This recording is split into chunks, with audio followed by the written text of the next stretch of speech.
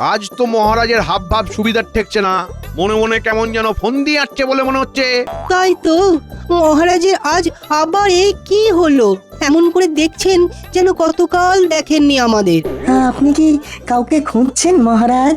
আমার তো মনে হচ্ছে মহারাজ আমাদের মধ্যে থেকে কাউকে বেছে নিয়ে বিশেষ কোনো কাজের দায়িত্ব দিতে চাইছেন।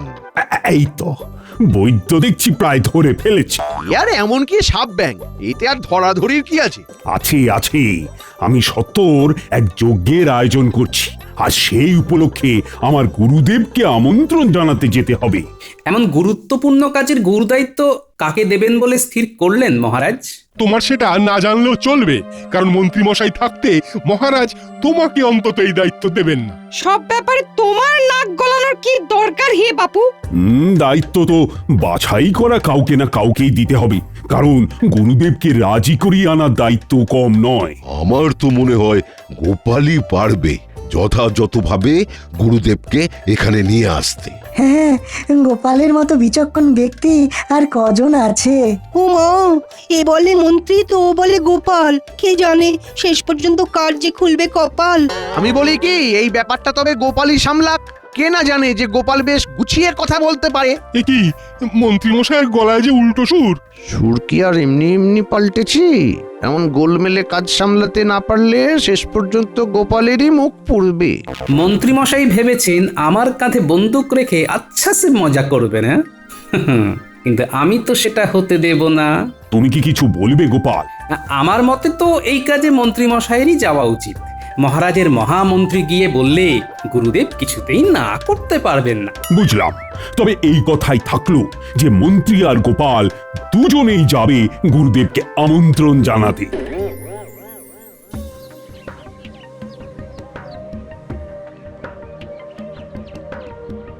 কি গো, আজ যে মুখটা একেবারে বাংলার পাঁচের মতো করে ফিরে এলে? মন মেজাজ তেমন ভালো নেই মনে হচ্ছে। কি করে ভালো থাকবে? ভালো থাকার মতো হয়েছে তাই বা কি? আমি তো জানতাম আমাকে দেখলেই তুমি মুখ ব্যাকাও, তাই এবার আবার বিরক্ত করলো কে? কে আবার? ওই যে মহারাজ। একে যেতে হবে কোন না কোন হাবি যাবি বাবা, এই না মানে মহারাজের গুরুদেবের আস্তানায়, তার উপর সঙ্গে থাকবে কে না গোপাল। ও মা, তাই নাকি? শুধু তুমি আর গোপাল? তবে আর বলছি কি, আর ওই গুরুদেবও নাকি খুব একটা সুবিধার নন। বলো কি, তাই নাকি?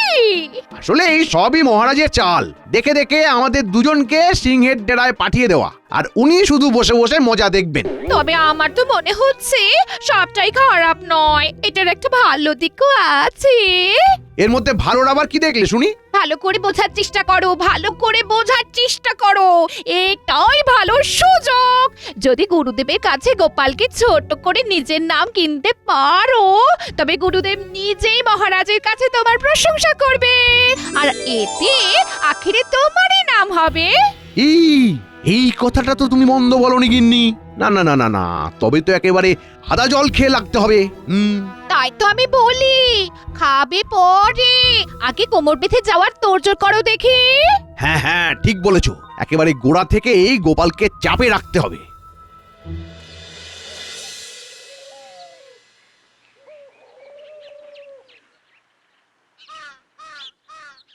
কি যে করি মনে ভীষণ ব্যথা। মন্ত্রীর সাথে যেতে হবে চারটেখানি কথা। ব্যাপার কি গো? আজ যে একেবারে ছড়া কাটতে কাটতে ঘরে ঢুকছো দেখছি। বলি তোমার হলোটা কি? নতুন করে কি হবে? যা হওয়ার সেটা হয়েই গেছে গিন্নি। কেন কেন কি হয়ে গেছে? ওই যে মন্ত্রীমশাই যাবেন মহারাজের গুরুদেবের বাড়ি তাকে নিমন্ত্রণ জানাতে, তার সঙ্গে এই হুলো বেড়ালকে মহারাজ ঠিক জুড়ে নিয়েছেন। আমার তো মনে হচ্ছে মহারাজ তোমার উপর ভরসা করেন বলেই তোমাকে পাঠাচ্ছেন। হ্যাঁ, মন্ত্রী মশাই একা সেখানে গেলে নির্ঘাত গন্ডগোল পাকিয়ে আসতেন। হ্যাঁ, মহারাজ যে কার উপর বেশি ভরসা করেন, আমার উপর না নিজের মন্ত্রীর উপর, সেটাই তো বুঝতে পারছি না। তবে তো আরো ভালো হলো। আবার কিসের ভালো? এরপর থেকে মহারাজ কার উপর বেশি ভরসা করবেন সেটা একেবারে না হলে বুঝিয়ে দাও। এই না হলে তুমি আমার গিন্নি? একেবারে মোক্ষম একখানি কথা বলেছো এতক্ষণে। না, এই তককে তককে থাকতে হবে, সুযোগ পেলেই তার সৎ ব্যবহার করতে হবে। আর তারপরেও এই গিন্নিকে মুখ ঝামটা দিতে হবে। হ্যাঁ, আরে ও গিন্নি, চললে কোথায়? উফ, দেখো দেখি কি কাণ্ড। নাও এবার সামলাও।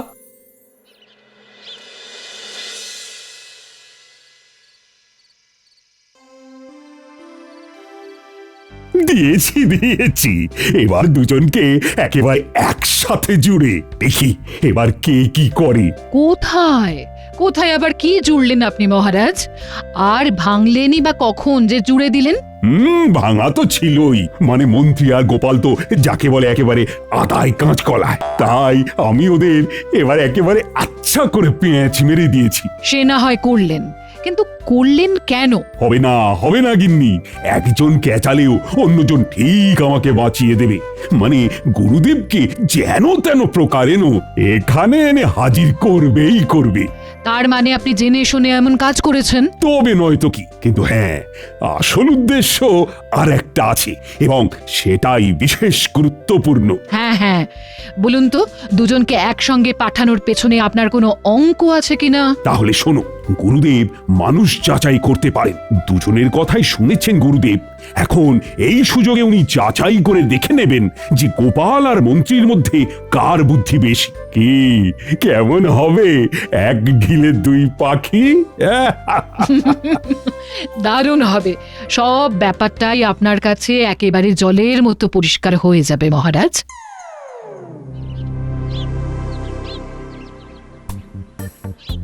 ওহ, আচ্ছা একখানা কাজ দিয়েছেন বটে মহারাজ। না ঘোড়া না পালকি, হেঁটে হেঁটে এই এত দূরের একটা জায়গায় যাওয়া। কষ্ট না করলে কেষ্ট এই না, মানে ওই গুরুদেবের কৃপা পাবেন কি করে মন্ত্রী মশাই? থাক থাক থাক, তোমাকে আর ফুট কাটতে হবে না। গুরুদেবের কৃপা দিয়ে আমার হবেটা কি? সে যার গুরুদেব তিনি বুঝবেন। আমি তো ওই দায়িত্ব থেকে মুক্তি পেলে বাঁচি।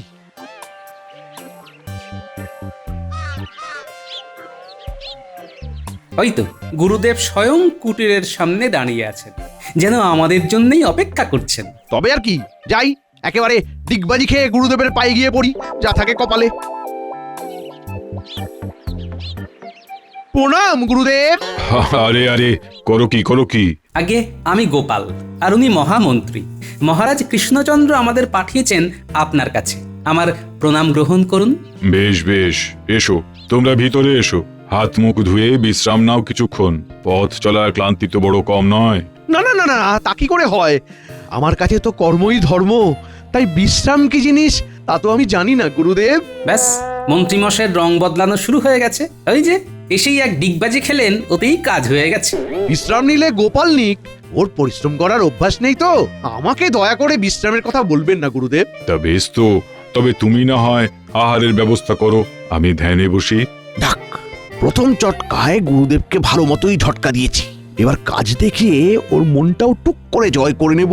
আর তার সঙ্গেই গোপাল যে কত বড় অকর্মণ্য সেটাও চোখে আঙুল দিয়ে দেখিয়ে দেব।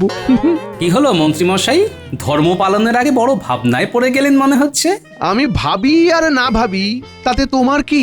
তুমি নিজের চরকায় তেল দাও না গিয়ে। সে তো বটেই, আপনার ভাবনা আপনি ভাবুন, আমি ভেবে করব কি? যা ভাবার আমার ভাবা হয়ে গেছে। আহার বানাতে গেলে জ্বালানি সংগ্রহ করতে হবে। ওই জ্বালানি এলে তবেই রান্না করা যাবে। তাই সবার আগে আমি যাব জ্বালানি সংগ্রহ করতে। বেশ, তাই করুন। তবে আমি বরং বিশ্রাম নেই খানিক। হাজার হোক পরিশ্রম করার অভ্যেস তেমন নেই কি না।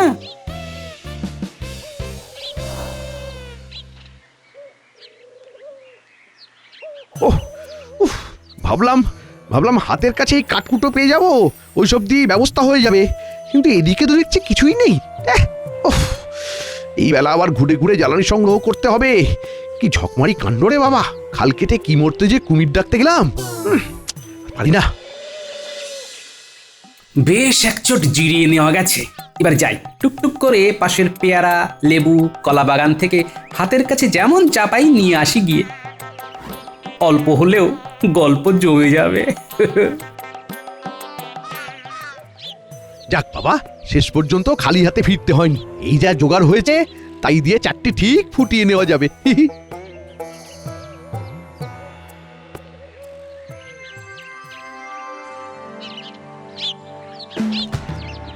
বেশ, এবার তবে আমি আহার করব। তার প্রস্তুতি হয়ে গেছে তো? দাঁড়ান, খাবো বললেই আর সঙ্গে সঙ্গে দেবো কি করে? এই তো সবে জ্বালানি কাঠ নিয়ে এলাম, এরপর চালে ডালে ফোটাবো, তারপর তো খেতে দেবো। বড্ড পরিশ্রম করছো দেখছি। তবে এত পরিশ্রমের কি তেমন একটা দরকার ছিল? কি করব বলুন, আমি যখনই যে কাজটা করি সেটাই একেবারে মাথার ঘাম পায়ে ফেলে করি। ওই ফাঁকিবাজি যে আমার ধাতে সয় না গুরুদেব। তবে এই কথা গোপালের ক্ষেত্রে খাটে না। বলে বলেও তার কিছুতেই কাজে মন বসানো গেল না। তাই নাকি? নয়তো কি, সে তো কোনো কমেরই নয়। দেখুন গিয়ে, হয়তো এদিক ওদিক কোথাও গিয়ে গায়ে হাওয়া লাগিয়ে ঘুরে বেড়াচ্ছে। আপনি কতকটা ঠিকই বলেছেন মন্ত্রী মশাই, তবে সবটা নয়। কাছাকাছি ঘুরঘুর করছিলাম বটে, তবে গায়ে হাওয়া লাগানোর জন্য নয়, বরং গুরুদেবের আহারের ব্যবস্থা করতে। তার মানে উনুন না জ্বালিয়েই আহার প্রস্তুত করে ফেলবে তুমি? মানে আর কিছুই নয়, আজ তো একাদশী, গুরুদেব নিশ্চয়ই ফল আহার করবেন, তাই রান্না করার কি দরকার? একদমই তাই। আজ আমি ফল ভিন্ন অন্য কোনো আহার গ্রহণ করব না। দাও গোপাল, ওই ফল খেয়েই ক্ষুধা নিবৃত্তি করি। যা বাবা, গোপাল তো ফাঁকতালে আচ্ছা বাজি মেরে দিল। কেটে মরলাম আমি, আর নাম কিনলো সেই গোপাল। বেশ, এক মাঘে শীত যায় না।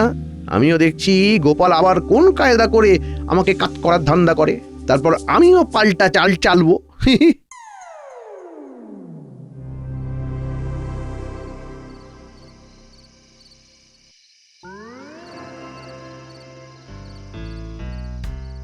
এই তো গুরুদেব বিশ্রামে আছেন, যাই এই বেলায় কাজের কাজটা করে ফেলি। হ্যাঁ হ্যাঁ, বিলম্বে লাভ কি? আপনি বরং মহারাজের আমন্ত্রণ পত্রখানা এখনই গুরুদেবকে দিয়ে দিন। গুরুদেব, যে কাজে আসা সেই কাজটা সেরে ফেলি এবার।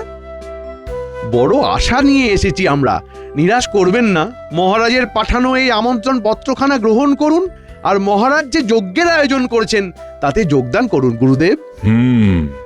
বুঝলাম, তবে এমন ভাবে বললে তো হবে না। হবে না? কিন্তু কেন গুরুদেব? এই আমন্ত্রণ পত্র তো সবার আগে গঙ্গা জল ছড়িয়ে পবিত্র করতে হবে, না হলে তো আমি গ্রহণ করতে পারবো না। নিন, এবার ঠেলা সামলান। ভেবেছিলেন তুড়ি মেরে ঘুরিয়ে উড়িয়ে বেরিয়ে যাবেন, হ্যাঁ? এবার কেমন জাঁতা কলে পড়লেন বুঝুন। কল বলে কল, এ তো আচ্ছা ফ্যাসাদে পড়া গেল। তবে আমিও কম খুকু নয়, কোন দায় কার ঘাড়ে চাপাতে হয় সেটা আমারও খুব জানা আছে। এ কি, এমন কিং কর্তব্য বিমূঢ় হয়ে দাঁড়িয়ে পড়লে কেন বাবা? এমনটা যে রীতি, তা কি তোমাদের জানা ছিল না? জানবো না কেন, বিলক্ষণ জানতাম। তবে দোষ যদি কারোর থাকে তবে তা গোপালের গুরুদেব। ওই তো গঙ্গা জল আনতে ভুলে গেছে। নাও গোপাল, এবার কিভাবে কি সামলাবে দেখো। দায় যখন আমার, তখন দায় থেকে উদ্ধার পাওয়ার ব্যাপারটাও আমার উপরে ছেড়ে দিন মন্ত্রী মশাই।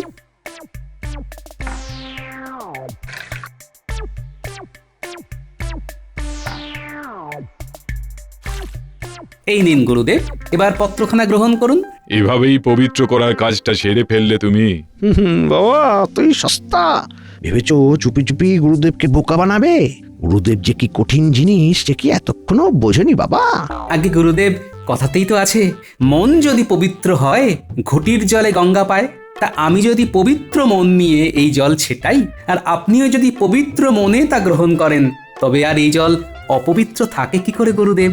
সত্যিই তো, পবিত্রতা তো মানুষের মনে। বেশ, দাও, এই আমন্ত্রণ পত্র আমি গ্রহণ করলাম। দেখো কাণ্ড, টেকোটা তো আবার বাজি মেরে দিল। সে যাই হোক, কাজ তো হয়ে গেল।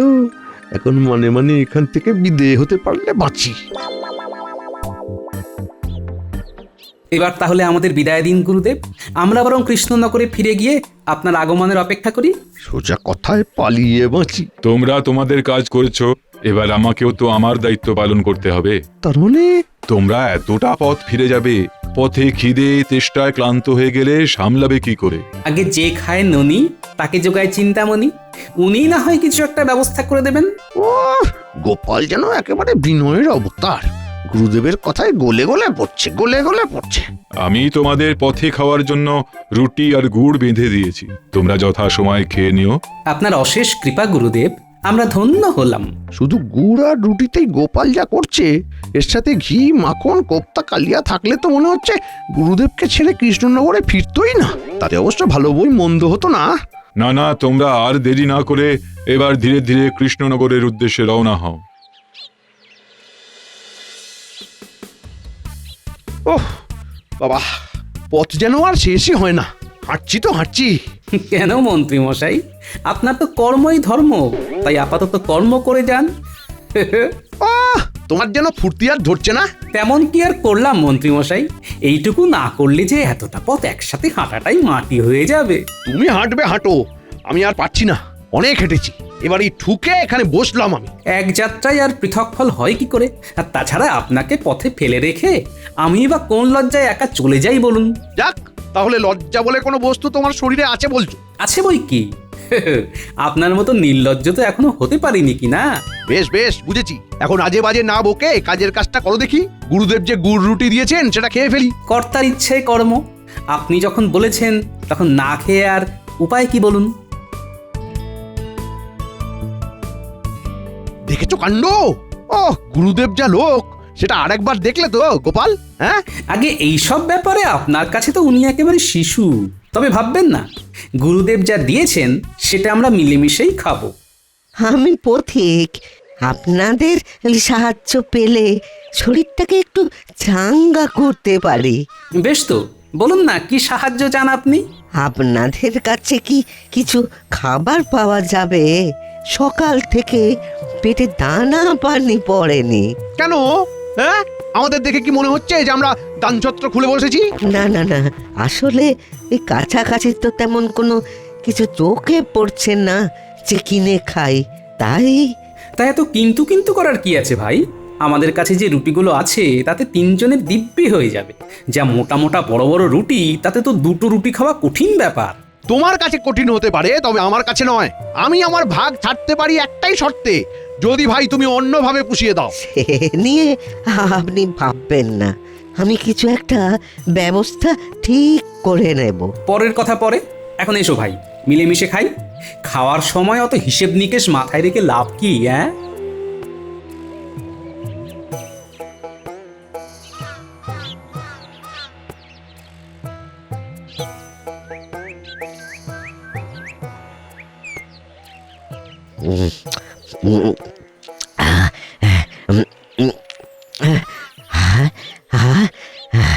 পেটটা পেটটা খানিক ভরলো। এবার এবার আমি আবার ওই লম্বা রাস্তা হাঁটতে পারবো। তবে তবে তার আগে এই 5টা মোহর আপনি রাখুন। আরে আরে, এইসবের আবার কি দরকার? দরকার আছে বই কি? হ্যাঁ হ্যাঁ হ্যাঁ, এইটা আছে, নিজেদের মধ্যে ভাগ করে নেবেন সুবিধা মতো। বাবা যখন গেছে তখন আপনার ভাগ আপনি বুঝে নিন মন্ত্রীমশাই। আমার 3টে রুটি আর আপনার 2টো, তাই 5টা মোহরের মধ্যে 3টে আমার আর 2টো মোহর আপনার। এ ভারী অন্যায় গোপাল, এ ভারী অন্যায়। অধিক আমাদের দুজনের খাবার খেয়ে কৃতজ্ঞ হয়ে মোহর দিয়েছে, এতে আমাদের দুজনেরই সমান ভাগ আছে। আমি আরো অর্ধেক মোহর পাবো, আর আমি তো আমার ভাগ ছাড়বো না। এ কি মন্ত্রীমশাই, 1টা মোহর 8টা মোহর বড় কথা নয়, তবে আমি বলি কি, আপনার ভাগের ধরনটা ঠিক হচ্ছে না। হিসেব করে দেখলে 4খানা মোহর আমার প্রাপ্য হয় আর 1খানা আপনার। কি সর্বনাশ! আরো ভাগ কমিয়ে দেওয়ার ফন্দি আঁটছো? তার মানে তুমি সোজা কথায় ভাগ দেবে না? তবে তো আমিও বেকার রাস্তা নেব। এমনি মেনে নিলে ভালো হতো, তবে মানলে না যখন, তখন চলো মহারাজের কাছে ফিরে গিয়েই বিচার চাইবো। উনিই বলে দেবেন আমার প্রাপ্য ঠিক কতটা।